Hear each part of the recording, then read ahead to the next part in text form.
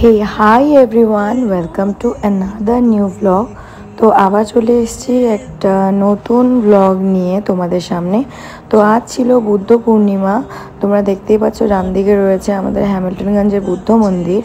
তো ওখানে অনেক মানুষজনের ভিড় দেখা যাচ্ছে, এখানে অনুষ্ঠান হচ্ছিল। তো আমরা এখন চলে যাচ্ছি ঘুরুঘুরু করতে। তো পুচকুর একটা ঘুরুঘুরু করতে যাওয়ার ভিডিও ব্লগ তোমাদের সাথে আমি শেয়ার করেছিলাম এর আগে। এটা ছিল পুচকুর আরেকটা ঘুরুঘুরু করতে যাওয়ার ব্লগ। আজকে পুচকু ঘুরুঘুরু করতে যাচ্ছে ওর মামাই, মামুনি, দিদিভাই আর মার সাথে। তো ওই সময়টাতে আমি ছিলাম বাড়িতে, আর বুদ্ধ পূর্ণিমার দিন যেহেতু ছুটি ছিল তার জন্য আমরা বেরিয়ে পড়েছিলাম একটু ঘুরতে। তো সকালবেলায় যাওয়ার কথা ছিল, কিন্তু যেখানে আমাদের যাওয়ার কথা ছিল সেটা ক্যান্সেল হয়ে গিয়েছিল ওয়েদারের জন্য।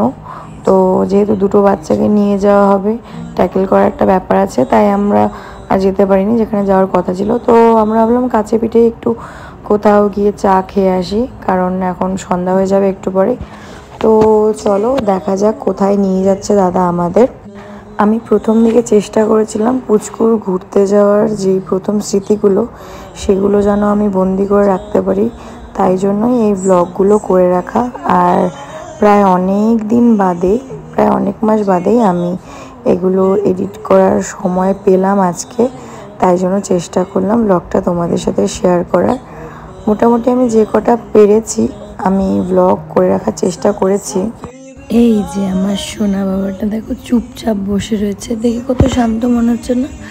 ঠিক ওই সময়টাতে পুচকু এতটাই শান্ত ছিল, দেখে যতটা শান্ত মনে হচ্ছে, কিন্তু এখন আর সেই শান্তটা নেই। যার জন্য আমি এখন আর রিসেন্টের কোনো ব্লগ আমি ওকে নিয়ে করতে পারিনি, কারণ ওকে নিয়ে করা সম্ভব না। ও ফোন দেখলে ফোনটা টেনে টুনে নিয়ে নেয়, ফোনের প্রতি ওর খুব ইন্টারেস্ট, ভাবে যেটা কী জিনিস। তো এই যে আমরা যেতে যেতে পুচকুর রাস্তায় ঘুমিয়েও গেছে, তো ঘুমোচ্ছে। তো দেখো আমরা কোথায় যাচ্ছি, তোমরা হয়তো আন্দাজ করতে পারছো যে আমরা কোথায় যেতে পারি, কারণ এই রাস্তাটা তোমাদের সকলের চেনা। আর এই রাস্তা দিয়ে যেতে যেতে আমিও খানিকটা আন্দাজ করে ফেলেছি, দাদা আমাদের ডিমা ব্রিজেই নিয়ে যাবে, কারণ এতটুকু সময়ের মধ্যে কাছে পিঠে ওই জায়গা ছাড়া আর কোনো জায়গা সম্ভব না যাওয়া। তো চলো ওইখানেই যাই, ডিমা ব্রিজ। প্রায় অনেক দিন তো বাড়ির থেকে বের হওয়া হয় না, তাই ডিমা ব্রিজে ওই জায়গাটাই আমার কাছে এখন অনেকটা নতুনত্ব মনে হবে। তো আমরা পৌঁছে গেছি ডিমা ব্রিজে। তো এইখানেই আমরা এখন একটু দাঁড়াবো, দাঁড়িয়ে কিছু ছবি ভিডিও তুলবো, একটু গল্প করব, একটু আড্ডা দিব। ডিমা ব্রিজে কিন্তু রোজ দিন ভীষণ ভিড় হয় বিকালের টাইমটাতে। বিকালের টাইমটা কি সারাদিনই মনে হয় এখানে ভিড় হয়, শুধু যখন খুব বেশি রোদ থাকে ওই সময়টাতে হয়তো কেউ যান না, কিন্তু বিকালের টাইমটাতে ওখানে অনেকটাই ভিড় থাকে, অনেক মানুষজন ঘুরতে যায়, ছবি তুলতে যায়। তো এই যে আমরা নেমে গেছি, আর পুচকু আছে পুচকুর মামাইয়ের কোলে। তো আমি একটু ভিডিও করে নিচ্ছিলাম, আর সন্টু আছে সন্টুর মায়ের কোলে।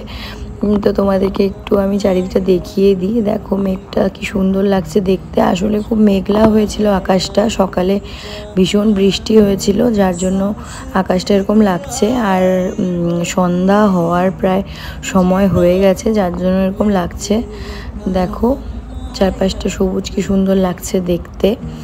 আর এই দেখো দূরে রয়েছে এই যে আমাদের লালপুরি।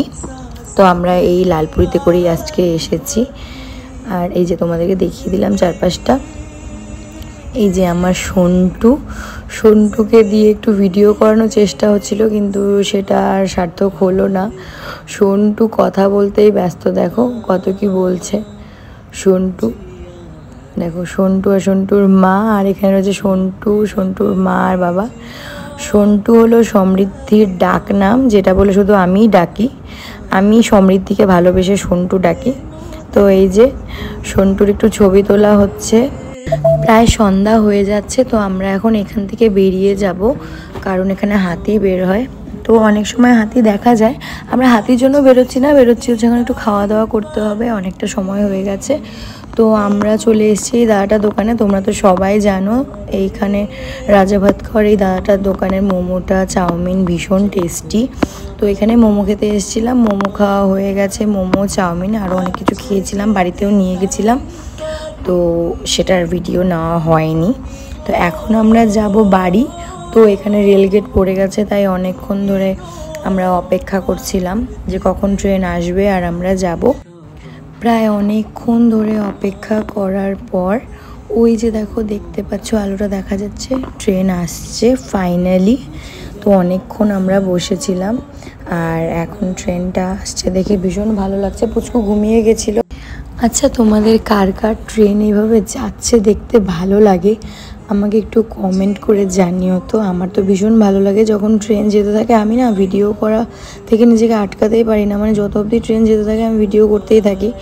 তো যার জন্য আমার ফোনে অনেকগুলো ট্রেন যাওয়ার ভিডিও ভর্তি হয়ে গিয়েছিল। আমি এখন ডিলিট করে করে ফোনের স্পেস ফাঁকা করছি, তাও ফোনের স্পেস মানে ফাঁকা করে উঠতে পারিনি।